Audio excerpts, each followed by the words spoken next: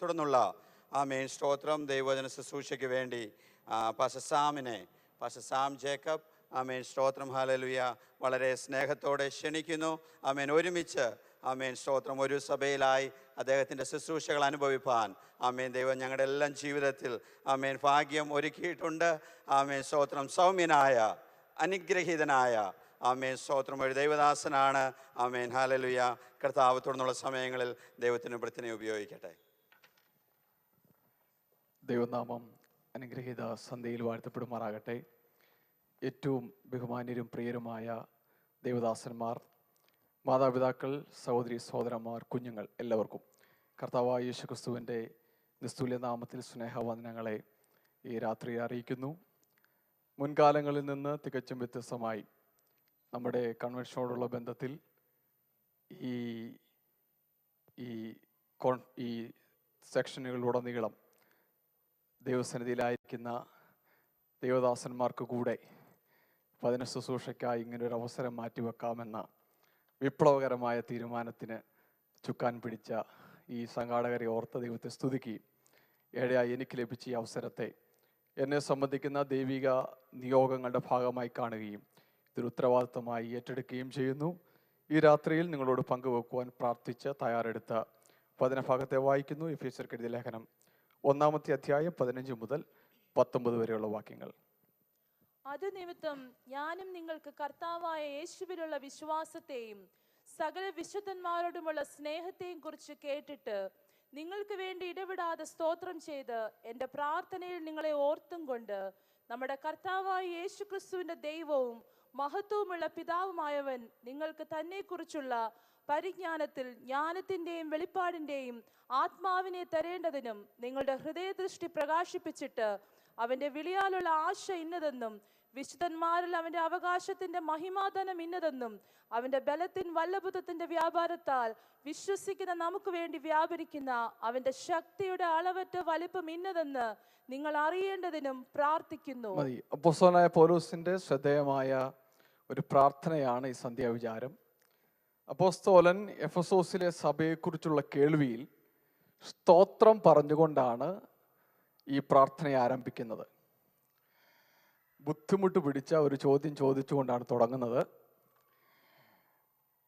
എന്നെയും നിങ്ങളെയും ഒക്കെ നടത്തുന്ന ദൈവദാസന്മാർ, അല്ലെങ്കിൽ ഇന്നലകളിലൊക്കെ നമ്മുടെ ഇടകളിൽ ശുശ്രൂഷിച്ചിട്ടുള്ള ദൈവദാസന്മാർ നമ്മുടെ സഭയെക്കുറിച്ച് കേൾക്കുമ്പോൾ നന്ദിയോടെ കർത്താവിനെ സ്തുതിക്കുമോ, അതോ കർത്താവ് എന്തിനാണ് ആ കൂട്ടത്തിലേക്ക് എന്നെ അയച്ചതെന്ന് ചോദിക്കുമോ? നമുക്ക് ആഗ്രഹിക്കണം, കർത്താവേ, ഞങ്ങളുടെ കൂട്ടത്തിൽ നിന്നുള്ള വാർത്ത കേൾക്കുമ്പോൾ ഞങ്ങളെ നയിച്ച ദൈവദാസന്മാർക്ക് ദൈവത്തെ സ്തുതിക്കാനൊരു കാരണമാകട്ടെ. ഇതിനൊരു മറുവശമുണ്ട്. ദൈവപ്രവൃത്തിയുടെ കേൾവിയിൽ ദൈവത്തെ സ്തുതിക്കേണ്ടവരാണ് ദൈവദാസന്മാർ. അപ്പോസ്തലൻ എഫെസോസിലെ കുറിച്ച് കേൾക്കുന്ന വാർത്തകൾക്കകത്ത് ഇന്നലകളിലൊക്കെ തനിക്ക് മുമ്പും പിൻപുമൊക്കെ ആ സഭയിൽ ശുശ്രൂഷിച്ച അനുഗ്രഹീതരായ ദൈവദാസന്മാരുടെ ദൈവദാസിമാരുടെ പ്രവർത്തന ഫലമുണ്ട്. അത് കേൾക്കുമ്പോഴും ദൈവത്തെ സ്തുതിക്കാൻ പറ്റണം. നാം എത്തിച്ചേർന്നിരിക്കുന്ന ഒരു ഇട, എന്തെങ്കിലും ഒരു ദൈവപ്രവൃത്തി നടക്കണമെങ്കിൽ അത് എന്നിലൂടെയും എൻ്റെ കൂട്ടത്തിലൂടെ നടക്കാമോ, അല്ലാത്തതൊന്നും ഞങ്ങൾ അംഗീകരിക്കുകയില്ല എന്ന മട്ടാണ്. പ്രിയപ്പെട്ടവരെ, ഓസ്ട്രേലിയയുടെ വിവിധ മണ്ണിൽ വ്യത്യസ്ത പരിതസ്ഥിതികൾ ദൈവം നമ്മളെ നട്ടിരിക്കുമ്പോൾ ഈ സഭാ സംഘടനകൾ വ്യത്യാസമില്ലാതെ ദൈവം അവിടെവിടങ്ങളായി ചെയ്യുന്ന ചെറുതും വലുതുമായ എല്ലാ ദൈവപ്രവൃത്തികൾക്കും ദൈവത്തെ സ്തുതിക്കേണ്ടവരാണ് ദൈവദാസന്മാർ. സ്തോത്രം. അപ്പോസ്തലൻ ഇവരെക്കുറിച്ച് കേൾക്കുന്ന 2 കേൾവിയാണ്. ഒന്ന്, യേശുക്രിസ്തുവിലുള്ള ഈ ജനത്തിൻ്റെ വിശ്വാസം. വിശ്വാസം എങ്ങനെ കേൾവിയാകുന്നത്? യേശുവിലുള്ള അവരുടെ വിശ്വാസത്തിൽ നിന്നും പിന്നോട്ട് പോകാൻ തക്ക ജീവിത സാഹചര്യങ്ങളിലൂടെ എഫെസോസിലെ സഭ പോയിട്ടുണ്ട്. എന്നിട്ടും കർത്താവിനെ മാത്രം മുറുകെ പിടിച്ചുകൊണ്ട് ഒരു ജനസമൂഹം യേശുവിൻ്റെ വിശ്വാസത്തിൽ ഉറച്ചു നിന്നപ്പോൾ അവരുടെ വിശ്വാസം കേൾവിയായിട്ട് മാറി. പ്രിയപ്പെട്ടവരെ, സ്വന്തം ജീവിതത്തിൻ്റെ മുഖങ്ങൾക്കകത്ത് കർത്താവിനെ വിട്ടുപോകാനുള്ള സാധ്യതകളുടെ മുമ്പിൽ, പ്രലോഭനങ്ങളുടെ മുമ്പിൽ എനിക്ക് എൻ്റെ യേശുവിനെ മതിയെന്ന് മുറുകെ പിടിച്ചിട്ടുള്ള ദൈവമക്കളെ, നമ്മുടെ വിശ്വാസം കേൾവിയായി മാറുന്നൊരു സമയമുണ്ട്. രണ്ടാമത്തെ കാര്യം, വിശുദ്ധന്മാരോടുള്ള ഇവരുടെ സ്നേഹമാണ്. വിശുദ്ധന്മാരെന്ന് പറഞ്ഞാൽ ഇവരെ നയിച്ച സഹോദരി പ്രധാനപ്പെട്ട ആളുകൾ മാത്രമല്ല. ഒന്നാമത്തെ വാക്യത്തിൽ എഴുതിയിട്ടുണ്ട്, എഫെസോസിലുള്ള വിശുദ്ധന്മാർ എന്ന് പറഞ്ഞാൽ എഫെസോസിൽ യേശു കർത്താവിനെ മനസ്സിലായിട്ടുള്ള, രക്ഷകനായി അംഗീകരിച്ചിട്ടുള്ള എല്ലാവരെയും അടച്ച് അപ്പോസ്തലൻ വിളിക്കുന്ന പേരാണ് വിശുദ്ധന്മാർ. യേശുക്രിസ്തുവിലുള്ള നമ്മുടെ വിശ്വാസത്തിൻ്റെ ബൈ പ്രൊഡക്റ്റാണ് വിശുദ്ധന്മാർ തമ്മിലുള്ള സ്നേഹം. നമുക്ക് യേശുവിൽ വിശ്വാസമുണ്ടെന്ന് പറയുകയും ഒരു പായിൽ ഒന്നിച്ചിരുന്ന് ആരാധിക്കുന്ന കൂട്ടുസഹോദരിയോട് ഹൃദയം തുറന്ന് കൈ കൊടുത്ത് പ്രൈസ് ദി ലോർഡ് എന്ന് പറയാൻ പറ്റുന്നില്ലെങ്കിൽ നാം വിശ്വാസികളാണെന്ന് പറയുന്ന നമ്മുടെ വിശ്വാസത്തിന് എന്തോ സാരമായ പരിക്കുണ്ട്. നമുക്ക് പ്രാർത്ഥിക്കണം, കർത്താവേ എൻ്റെ വിശ്വാസം വർദ്ധിപ്പിക്കണമേ. അങ്ങനെ ശിഷ്യന്മാരൊരിക്കൽ ചോദിച്ചല്ലേ. എപ്പോഴാണെന്നറിയാമോ? ഒരു ഊഷര ഭൂമിയിൽ ആഹാരത്തിന് മാർഗമില്ലാതിരുന്നപ്പോൾ ഒരു ബാലകന്റെ കയ്യിലെ അപ്പത്തെ ഉയർത്തി അപ്പം പെരുത്തു പെരുകി ഒരു ജനസമൂഹത്തിന് ആഹാരമാകുന്ന മഹാത്ഭുതത്തിന്റെ കാഴ്ചയിലല്ല. വീശി അടിക്കുന്ന കൊടുങ്കാറ്റിന് മുമ്പിൽ, അലറുന്ന തിരമാലകൾക്ക് മുമ്പിൽ, യേശു കർത്താവിന്റെ വാക്കിന് മുമ്പിൽ ഈ കാറ്റും ഈ കോളും യേശുവിനെ അനുസരിക്കുന്ന മഹാത്ഭുതത്തിന്റെ കാഴ്ചയിലല്ല. പിന്നെ എപ്പോഴാ? യേശു തന്റെ ശിഷ്യന്മാരോട് പറഞ്ഞു, സഹോദരൻ നിന്നോട് ദിവസം 7 വട്ടം പിഴയ്ക്കുകയും 7 വട്ടം അടുത്ത് വന്നിട്ട് ഞാൻ മാനസാന്തരപ്പെടുന്നു എന്ന് പറഞ്ഞാൽ അവനോട് ക്ഷമിക്കാം. ശിഷ്യന്മാരുടെ തല വട്ടം കറങ്ങിക്കാണുമെന്നാണ് ഞാൻ ചിന്തിക്കുന്നത്. അവർക്ക് മനസ്സിലായി ഞങ്ങളുടെ മാനുഷിക പ്രകൃതത്തിനകത്ത് ഈ കൽപ്പന പാലിക്കാൻ അസാധ്യമാണ്. അവർ വിശ്വാസത്തോടെ ഗുരുമുഖത്തേക്ക് നോക്കി ചോദിച്ചു, കർത്താവേ ഞങ്ങളുടെ വിശ്വാസം വർദ്ധിപ്പിച്ചു തരണമേ. യേശുവിലുള്ള വിശ്വാസം വർദ്ധിക്കുന്നതനുസരിച്ച് കൂട്ടുസഹോദരിയോട് എന്നോട് പിഴച്ചവരോട് നിരുപാധികം ക്ഷമിപ്പാനുള്ള ദൈവത്തിൻ്റെ സ്നേഹം നമ്മളിൽ നിറയും. അങ്ങനെയെങ്കിൽ 2026 ശിഷ്ടദിനങ്ങളിൽ എൻ്റെ കൂട്ടത്തിൽ നിന്ന്, നിങ്ങളുടെ കൂട്ടത്തിൽ നിന്ന് പുറത്തേക്ക് വരുന്ന വാർത്തകൾ നമ്മുടെ വിശ്വാസ പ്രഖ്യാപനത്തിൻ്റെ വാർത്തകളാകട്ടെ, നമ്മുടെ ദൈവസ്നേഹത്തിൻ്റെ കവിഞ്ഞൊഴുക്കിൻ്റെ വാർത്തകളാകട്ടെ. പക്ഷെ ഇത് വളരെ സാവധാനമേ സഞ്ചരിക്കൂ. നമ്മുടെ ഇടയിൽ ഒരു അടിയുണ്ടെങ്കിൽ നിമിഷാർദ്ധങ്ങൾക്കുള്ളിൽ ഓസ്ട്രേലിയ ഭൂഖണ്ഡം മുഴുവൻ പരക്കും. പക്ഷേ നമ്മുടെ വിശ്വാസത്തിൻ്റെ, ദൈവസ്നേഹത്തിൻ്റെ വാർത്തകളൊക്കെ വളരെ ശാന്തമായ സഞ്ചരിക്കും. പക്ഷെ അത് സഞ്ചരിച്ചില്ലേ, അങ്ങ് ഇവിടെ തുർക്കിയിൽ നിന്ന് അങ്ങ് ഇറ്റലി വരെ ആ വാർത്ത എത്തിയില്ലേ? അങ്ങനെയെങ്കിൽ നമ്മുടെ ഇടയിൽ നിന്ന് പുറത്തു വരുന്ന വാർത്തകൾ നമ്മുടെ വിശ്വാസ പ്രഖ്യാപനത്തിൻ്റെ വാർത്തകളാകട്ടെ, ദൈവസ്നേഹത്തിൻ്റെ വാർത്തകളാകട്ടെ. അത് പ്രതീക്ഷിക്കുന്ന, ആഗ്രഹിക്കുന്ന എത്ര പേരുണ്ട്? 2 കാര്യങ്ങളാണ് അപ്പോസ്തലൻ പ്രാർത്ഥിക്കുന്നത്. ഒന്ന്, സ്തോത്രം, നിങ്ങളെ ഓർത്തുകൊണ്ട് നമ്മുടെ കർത്താവായ യേശുക്രിസ്തുവിൻ്റെ ദൈവവും മഹത്വമുള്ള പിതാവുമായവൻ നിങ്ങൾക്ക് തന്നെക്കുറിച്ചിട്ടുള്ള പരിജ്ഞാനത്തിൽ ജ്ഞാനത്തിൻ്റെയും വെളിപ്പാടിൻ്റെയും ആത്മാവിനെ തരണമെന്നത് ദീർഘമായ പ്രാർത്ഥനയാണ്. ചുരുക്കം ഇത്രയാണ്, ദൈവം നമുക്ക് വെളിപ്പെടുത്തി തരണം ദൈവം ആരാണ്. സ്തോത്രം. അത് നമ്മുടെ മാനുഷിക ബുദ്ധി കൊണ്ട് ഗ്രഹിക്കാൻ അസാധ്യമാണ്. എന്നാൽ ജ്ഞാനത്തിൻ്റെയും വെളിപ്പാടിൻ്റെയും ആത്മാവിനെ ദൈവം തന്നിട്ട് താൻ ആരാണെന്ന് നമുക്ക് വെളിപ്പെടുത്തി തരണം. കാലാകാലങ്ങളിൽ ഈ വെളിപ്പാടിൻ്റെ നുറുങ്ങ് കിട്ടിയ ദൈവമക്കളാണ് ഇവിടെ വന്നിരിക്കുന്നതെന്ന് എനിക്കറിയാം. സ്തോത്രം. അല്ലെങ്കിൽ ഈ പെട്രോളിനും ഡീസലിനും ഇത്രയും വില കൂടിയ കാലത്ത് ദീർഘദൂരം യാത്ര ചെയ്ത് നമ്മൾ ഇവിടേക്ക് ഓടി വരില്ല. സ്തോത്രം. എന്നാൽ സ്തോത്രം, ഇന്നലകളിലൊക്കെ നമുക്ക് തന്ന ദൈവത്തിൻ്റെ വെളിപ്പാടിലേക്ക് ഈ രാത്രി ഒരു പ്രാവശ്യം കൂടെ നമുക്ക് ഹൃദയം കൊണ്ട് തിരിഞ്ഞു നിൽക്കണം. എന്തേ സ്തോത്രം, ബുദ്ധിമാന്മാർ പലർക്ക് ഈ ദൈവത്തെ മനസ്സിലായില്ല. എനിക്കതിന് യുക്തിഭദ്രമായൊരു വിശദീകരണം തരാൻ എനിക്ക് അറിഞ്ഞുകൂടാ. ഞാൻ കർത്താവിനെ കാണുമ്പം ചോദിക്കാൻ വെച്ചിരിക്കുന്ന ഒരു ചോദ്യമാണത്, എന്നെ തിരഞ്ഞെടുക്കാൻ എന്ത് യോഗ്യതയാണ് അങ്ങനെ കണ്ടത്? പുസ്തകത്തിൽ നിന്ന് ഒരു വാക്ക് ഞാൻ പിടിച്ചു പറയുകയാണ്. സങ്കീർത്തനക്കാരൻ ഇങ്ങനെ പറഞ്ഞു, ഞാൻ പിണ്ണാകാരമായിരുന്നപ്പോൾ നിന്റെ കണ്ണെന്നെ കണ്ടു, നിയമിക്കപ്പെട്ട നാളുകളിൽ ഒന്നുമില്ലാതെ ഇരുന്നപ്പോൾ അവയെല്ലാം നിന്റെ പുസ്തകത്തിൽ എഴുതിയിരുന്നു. നമ്മളൊരു മാംസ പിണ്ണമാകുന്നതിന് മുമ്പേ നമ്മെ സംബന്ധിക്കുന്ന പദ്ധതികൾ കൈവശമുണ്ടായിരുന്ന ദൈവം സ്തോത്രം, അത് ദൈവം യിരെമ്യാവിന് വെളിപ്പെടുത്തി കൊടുത്തപ്പോൾ ഒരു പടി കൂടി കൂട്ടിച്ചേർത്ത് പറഞ്ഞു, നിന്റെ അമ്മയുടെ ഉദരത്തിൽ നീ ഉരുവാകുന്നതിന് മുമ്പേ നിന്നെ ഞാൻ അറിഞ്ഞു. കണ്ടോ, മാതാപിതാക്കൾ നമ്മളെ കുറിച്ച് ചിന്തിച്ചു തുടങ്ങുന്നതിന് മുമ്പേ നമ്മെ അറിഞ്ഞൊരു ദൈവം. അപ്പോസ്തലനായ പൗലോസിന് കിട്ടുന്നത് വ്യത്യസ്തമായ മറ്റൊരു വെളിപ്പാടാണ്. താൻ നമ്മളോട് പറയുന്ന ഉൽപ്പത്തി 1:1 മുമ്പ് എന്ന് പറഞ്ഞാൽ ആദിയിൽ ദൈവം ആകാശവും ഭൂമിയും ഉണ്ടാക്കി എന്നെഴുതുന്ന ഹല്ലേലൂയ ഈ ലോകസ്ഥാപനത്തിനു മുമ്പേ എന്നിൽ നിങ്ങളുടെ മേളിലൊരു കണ്ണുണ്ടായിരുന്നെന്നാണ് അപ്പോസ്തലൻ നമ്മളോട് പറയുന്ന വചന വെളിപ്പാട്. അതുകൊണ്ടാണ് കാലാകാലങ്ങളിൽ ഈ ദൈവത്തിനെ വെളിപ്പെടുത്തുവാൻ ജ്ഞാനത്തിൻ്റെ പരിജ്ഞാനത്തിൻ്റെ ആത്മാവിനെ കൊണ്ട് വെളിപ്പാടിൻ്റെ ആത്മാവിനെ കൊണ്ട് നമ്മെ നിറച്ചിട്ട് ഈ സത്യം വെളിപ്പെടുത്തി നമുക്ക് തരുമ്പോൾ നാം അതിനോട് പ്രതികരിക്കുന്നത് അറിഞ്ഞൊരു ദൈവമുണ്ട്. പലർക്കും പല കാലങ്ങളിൽ പലയിടങ്ങളിൽ പല സമയങ്ങളിലായി ദൈവം വെളിപ്പെടുത്തി കൊടുക്കുന്നത്. അപ്പോസ്തലനോട് ചോദിക്കാം നമുക്ക്, ദൈവദാസനെ നിങ്ങൾക്ക് എങ്ങനെയാണ് ഈ കർത്താവിനെ വെളിപ്പെട്ട് കിട്ടിയത്? അപ്പോസ്തലൻ പറയും, എനിക്ക് ഏറ്റവും കരുത്തുണ്ടായിരുന്ന ഒരു കാലം, നന്നായി ഞാൻ നടക്കുന്ന ഒരു കാലം, എൻ്റെ കയ്യിൽ അധികാരപത്രം ഉണ്ടായിരുന്നു. ഞാൻ ഇതുമായി ദമാസ്കസിലേക്ക് അടുക്കുമ്പോൾ എൻ്റെ മീതെ വീണ ഒരു ചുറ്റി മിന്നിയൊരു പ്രകാശമുണ്ട്. ആ പ്രകാശത്തിന് മുമ്പിൽ വീണ് കിടന്ന്, നീ ആരാണ് കർത്താവേ എന്ന് ചോദിച്ചപ്പോഴാണ് യേശു എന്നോട് പറഞ്ഞത്, നീ ഉപദ്രവിക്കുന്ന എൻ്റെ യേശുവാണെന്ന് പറഞ്ഞാണ് എന്നെ പരിചയപ്പെട്ടത്. സ്തോത്രം. ഇതുപോലെ ജീവിതത്തിന്റെ വഴികൾ മുടക്കി നിന്ന് നമ്മുടെ പദ്ധതികൾക്ക് കുറുകെ നിന്നല്ലേ ദൈവ വെളിപ്പാട് നമുക്ക് ഓരോരുത്തർക്കും തന്നത് പ്രിയപ്പെട്ടവരെ. സ്തോത്രം സ്തോത്രം സ്തോത്രം. ഞാൻ ഇന്ന് രാത്രി പറയാൻ തുടങ്ങുന്നതേ സ്തോത്രം, ഈ ദൈവ വെളിപ്പാട് സ്റ്റാറ്റിക് അല്ലെന്ന്. എന്ന് പറഞ്ഞാൽ ഇതിനൊരു പരിണാമം ആവശ്യമുണ്ട്. ഇന്നലകളിൽ എവിടെയോ കണ്ടു മറക്കേണ്ട ഒരു കാഴ്ചയല്ല ദൈവത്തെ സംബന്ധിച്ച് നമുക്ക് വേണ്ടത്. അനുദിനം പുതുക്കപ്പെടുന്ന ഒരു കാഴ്ച. നീ ആരാകുന്നു കർത്താവേ എന്ന് ചോദിച്ചപ്പം പരിചയപ്പെട്ട് കിട്ടിയ യേശുവിനെ കാലങ്ങൾക്ക് ശേഷം അപ്പോസ്തലൻ നമ്മളോട് പറഞ്ഞു, അവൻ അദൃശ്യനായ ദൈവത്തിൻ്റെ പ്രതിമയാണ്. ഇതാണ് ദൈവ വെളിപ്പാടിൻ്റെ പരിണാമം. ഭക്തനെ ഈ രാത്രി ഞാൻ ചോദിക്കുകയാണ്, ദൈവത്തെ കണ്ടുമുട്ടിയ നാളിൽ നിന്ന് എന്ത് മാറ്റമാണ് ദൈവ വെളിപ്പാടിൽ നമുക്കുള്ളത്?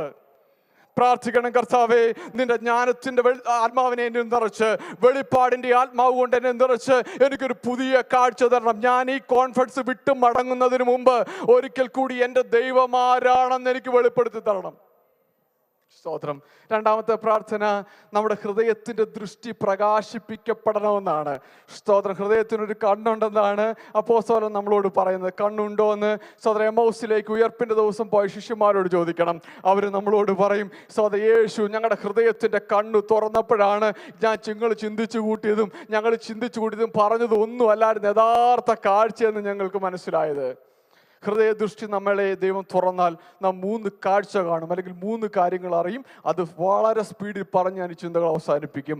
ഒന്ന്, അവൻ്റെ വിളിയാലുള്ള ആശ. പറഞ്ഞില്ലേ, ലോകസ്ഥാപനത്തിനു മുമ്പ് നമ്മെ കണ്ടെന്ന്.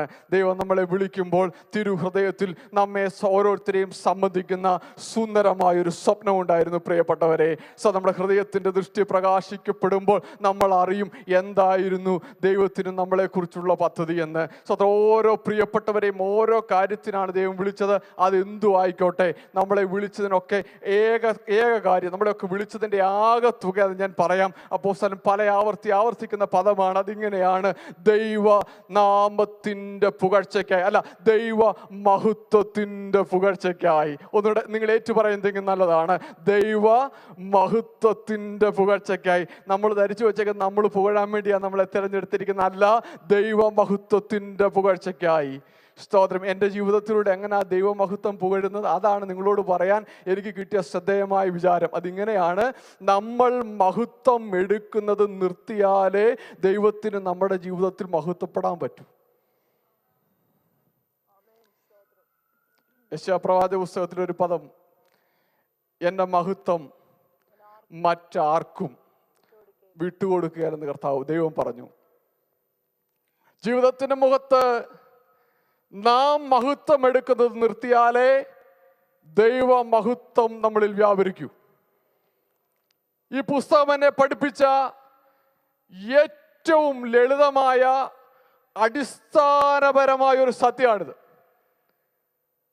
ഒരുവൻ എൻ്റെ പിന്നാലെ വരാനിച്ഛിച്ചാൽ തന്നെത്താൻ ത്യജിച്ച് തൻ്റെ ക്രൂശെടുത്ത് എന്നെ അനുഗമിക്കട്ടെ. നാം മരിക്കാതെ ദൈവ മഹത്വം നമ്മളിൽ വ്യാപരിക്കില്ല. ആരെ എടുത്തു നോക്കിക്കൂ, ഈ പുസ്തകത്തിൽ ദൈവത്താൽ ഉപയോഗിക്കപ്പെട്ടു എന്ന് നമ്മൾ വായിക്കുന്ന ആരും യേശുവിനോടൊപ്പം ദൈവത്തോടൊപ്പം അവർ ക്രൂശീകരിക്കപ്പെട്ടിട്ടുണ്ട്.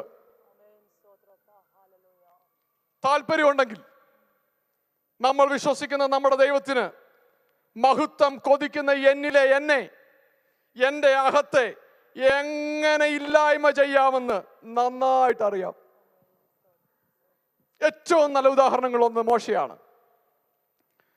മിസ്രൈമിൽ ഒരു ജനം അടിമകളായി ചള്ള കുഴയ്ക്കുന്ന കാലത്ത് കൊട്ടാരത്തിൽ വളരാൻ ഭാഗ്യമുണ്ടായ ഒരാൾ, മിസ്രൈമിലെ സകല ജ്ഞാനവും അഭ്യസിച്ചിരുന്ന ഒരാൾ. മോശയ്ക്ക് അറിയായിരുന്നു ഈ ജനത്തിനൊരു നായകനുണ്ട്, അത് ഞാനായിരിക്കും. മോശ തൻ്റെ സ്കില്ലൊന്ന് എസ്റ്റാബ്ലിഷ് ചെയ്യാൻ ശ്രമിച്ചു. എപ്പോഴാണെന്നറിയാമോ? ഒരു മിസ്രൈമിനെ അടിച്ച് കൊന്ന് മണലിൽ പൂഴ്ത്തിയപ്പോൾ മോശ കരുതി ആളുകൾ പറയും, ഞങ്ങൾക്ക് ഇവിടുന്ന് ഒരു മോചനമുണ്ടെങ്കിൽ, ഞങ്ങൾക്കൊരു വിമോചകൻ ഉണ്ടെങ്കിൽ അത് മോശ സാറേ ഉള്ളൂ. പക്ഷെ പിറ്റേ ദിവസം താൻ കേട്ടു, നിന്നെ ആരാണ് പ്രഭുവും ന്യായാധിപതിയുമാക്കിയത്? പിന്നീട് അങ്ങോട്ടൊരു 40 വർഷം കൊട്ടാരത്തിൽ നിന്നെടുത്ത് മരുഭൂമിയിൽ ആടിനെ തീറ്റാൻ വിട്ടുകൊടുത്തു. അവസാനം മുൾപ്പടർപ്പിൽ നിന്ന് ദൈവം വിളിക്കുകയാണ്, മോശേ, ഈ ജനത്തെ അടിമത്തത്തിൽ നിന്ന് പുറപ്പെടുവിപ്പാൻ ഫറവോന്റെ മുമ്പിൽ നിൽക്കാനാ ഞാൻ നിന്നെ വിളിച്ചിരിക്കുന്നത്.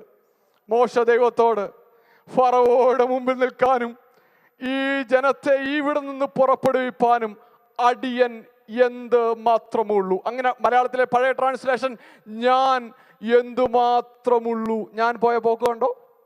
ഈ പുസ്തകം എഴുതുന്ന അപ്പോസ്തലൻ നമ്മളോട് പറയും, എബ്രായരിൽ നിന്ന് ജനിച്ച എബ്രായൻ, ന്യായപ്രമാണം സംബന്ധിച്ച് പരീക്ഷൻ, ദൈവനീതി സംബന്ധിച്ച് അനിന്യൻ, ശുഷ്കാന്തി സംബന്ധിച്ച് സഭയെ ഉപദ്രവിച്ചു വന്ന ദൈവമനുഷ്യൻ നമ്മളോട് പറയുകയാണ്, എന്നാൽ യേശു ക്രിസ്തുവിനെ കുറിച്ചിട്ടുള്ള പരിജ്ഞാനത്തിന്റെ ശ്രേഷ്ഠത നിമിത്തം ഞാൻ എനിക്കുള്ളതെല്ലാം ചപ്പൊന്നും ചവർന്നും എണ്ണുകയാണ്. പോരാ, അപ്പോസ്തലൻ പറയുന്നു മറ്റൊരിടത്ത്, ഞാൻ യേശുവിനോടൊപ്പം ക്രൂശിക്കപ്പെട്ടിരിക്കുന്നു, ഇനി ജീവിക്കുന്നത് ഞാനല്ല, ക്രിസ്തുവാണ് എന്നിൽ ജീവിക്കുന്നത്. ഇങ്ങനെ ക്രൂശീകരിക്കപ്പെട്ടവർക്കൊരു പേരുണ്ട് ഈ പുസ്തകത്തിനകത്ത്, ഹിസ് ഇൻഹെരിറ്റൻസ് എന്നാണത്. ദൈവത്തിന്റെ അവകാശമായ ജനം. സങ്കീർത്തനക്കാരൻ പറഞ്ഞില്ലേ, യഹോവ ദൈവമായിരിക്കുന്ന ജാതിയും താൻ തനിക്ക് അവകാശമായി തിരഞ്ഞെടുത്ത ജനവും ഭാഗ്യമുള്ളത്. ഈ അവകാശത്തിന് മേൽ ഇറങ്ങുന്ന മഹിമയുടെ ധനമുണ്ടെന്നാണ് അപ്പോസ്തലൻ പറയുന്നത്. അതാണ് കണ്ണു തുറന്നാൽ നാം കാണാൻ തുടങ്ങുന്ന രണ്ടാമത്തെ കാഴ്ച. ഭക്തരെ, പ്രിയപ്പെട്ടവരെ, നാം തയ്യാറാണെങ്കിൽ ഈ തലമുറയിൽ എന്നിലൂടെ നിങ്ങളിലൂടെ ദൈവ മഹത്വത്തിന്റെ വലിപ്പം ദൈവം കാണിക്കാൻ ആഗ്രഹിക്കുന്നുണ്ട്. വാഗവാഗിയിൽ അല്ല, ഓസ്ട്രേലിയയുടെ വിവിധ മണ്ണിൽ നിന്ന് ഈ കോൺഫറൻസിന് കടന്നു വന്ന ദൈവത്തിന്റെ മക്കളെ, നമ്മിലൂടെ ദൈവ മഹത്വത്തിന്റെ വലിപ്പം, ദൈവ മഹത്വത്തിന്റെ റിച്ച്നെസ് തമ്പുരാന് പ്രദർശിപ്പിക്കണമെന്ന ആഗ്രഹമുണ്ട് ഈ തലമുറയിൽ. ചാകാൻ ഞാനും നിങ്ങളും തയ്യാറാണെങ്കിൽ അവന്റെ അവകാശത്തിന്മേൽ വെളിപ്പെടുന്ന ഒരു അത്യന്ത ശക്തിയുണ്ട്, വലിപ്പമുള്ളൊരു ശക്തിയുണ്ടെന്നാണ് അപ്പോസ്തലൻ പറയുന്നത്. അത് നമ്മൾ മൂന്നാമത് കാണും. സ്തോത്രം. രണ്ടാമത്തെ പാട്ട് അവസാനിപ്പിക്കുമ്പം അന്യഭാഷ പറയിക്കാൻ വേണ്ടി മാത്രമല്ല ഈ ശക്തി നമ്മുടെ മേൽ വരുന്നത്. അങ്ങനെ അവൻ ക്രിസ്തുവിലും വ്യാപരിച്ചു. യേശു കർത്താവിനെ മരിച്ചവരുടെ ഇടയിൽ നിന്ന് ഉയർപ്പിച്ച ആത്മാവ്, ഈ ആത്മാവിൻ്റെ മറ്റൊരു പേര് ഇത് പുനരുത്ഥാനത്തിൻ്റെ ശക്തി എന്നല്ലേ. സ്തോത്രം. പുനരുത്ഥാനത്തിൻ്റെ ശക്തി നമ്മുടെ ഭാഗ്യകരമായ പ്രത്യാശ. ഇന്ന് രാത്രി നമ്മുടെ കണ്ണിവിടെ അടഞ്ഞു പോയാലും ഒരു നാൾ നമുക്ക് പുനരുത്ഥാനം ഉണ്ടാകുമെന്നുള്ളതാണ്. അതുകൊണ്ട് നിർത്തരുത്. ഇന്നിൻ്റെ പ്രതിസന്ധികളിൽ, ഇന്നിൻ്റെ കഷ്ടതകളിൽ, ഇന്ന് നമ്മുടെ മുമ്പിൽ സങ്കടങ്ങൾ നിൽക്കുമ്പോൾ, നമ്മുടെ മുമ്പിൽ പാപം നിൽക്കുമ്പോൾ, നമ്മുടെ മുമ്പിൽ മരണം നിൽക്കുമ്പോൾ നമ്മെ ജീവിപ്പിക്കാൻ കഴിയുന്ന കരുത്തുള്ള ദൈവശക്തി, വാഴ്ചകളുടെ മേൽ, അധികാരങ്ങളുടെ മേൽ, ശക്തികളുടെ മേൽ, കർത്തൃത്വങ്ങളുടെ മേൽ, എല്ലാ നാമത്തിനും അത്യന്തം മീതെ കർത്താവായ യേശുവിനെ ഉയർത്തിയിരുത്തിയ ശക്തി ദൈവത്തിന്റെ മക്കളെ, എന്നെയും നിങ്ങളെയും ഭരിക്കാൻ നിൽക്കുന്ന, കർത്തൃത്വം നടത്താൻ നിൽക്കുന്ന, അല്ല നമ്മളെ അടിമപ്പെടുത്താൻ നിൽക്കുന്ന ഈ ലോകത്തിന്റെ എല്ലാ ദുഷ്ടനാമങ്ങൾക്കും മീതെ ജയോത്സവമായി എന്നെയും നിങ്ങളെയും നയിക്കാൻ നമ്മെ പര്യാപ്തമാക്കുന്ന ഒരു അത്യന്ത ശക്തിയുണ്ട്. അതിനെ നമ്മൾ അറിഞ്ഞിട്ടുണ്ടോ? Hallelujah, hallelujah. നമുക്കറിയാമോ ശക്തിയെ?